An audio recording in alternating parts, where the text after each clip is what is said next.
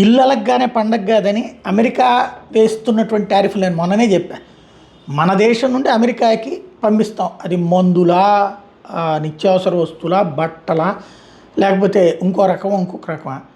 అక్కడికి వెళ్తే దాని మీద 26% ట్యాక్స్ వేస్తానంటున్నాడు.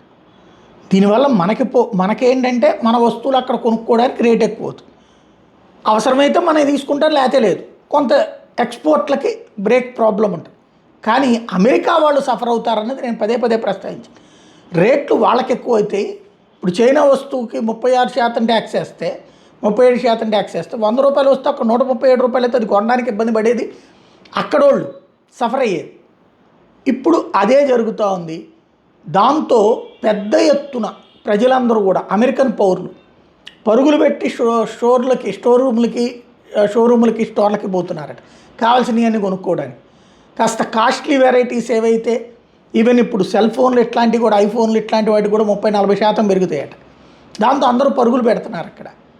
ఏదైతే ఇతర దేశాల్లో తయారయ్యి అక్కడ కొనుక్కునేటటువంటి వస్తువులన్నీ కూడా ఇప్పుడు ప్రస్తుతం షిప్లో ఉన్న వస్తువుల వరకు, అంటే రాబోయే 10 రోజుల వరకే అక్కడ స్టోర్లో ఉన్న వస్తువులు కానీ లేదా షిప్పింగ్ అయిన వస్తువులు కానీ వీటి వరకు మాత్రమే ధరకి సంబంధించి ఇప్పుడున్న ధరలో ఉంటాయట. ఇక 10 రోజుల తర్వాత చూస్తే ధరలు ఎంతైతే ఈయన టారిఫ్లు వేసాడో ఏ దేశం సరుకు అంతంత, అంటే మినిమం ₹20 నుంచి 100కి మ్యాక్సిమం ₹50 వరకు పెరుగుతాయి వస్తువులు.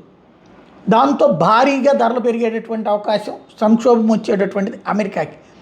అక్కడ ద్రవ్యోల్బణం విపరీతంగా పెరిగిపోతుంది, అక్కడ చేతిలో సంపద విపరీతంగా కరిగిపోతుంది. దాంతో ఇప్పుడు అర్జెంటుగా అప్పు చేసైనా సరే, క్రెడిట్ కార్డులు, పర్సనల్ లోన్స్ తీసుకునే సరే కొనుగోలు చేసి పడేస్తున్నారట.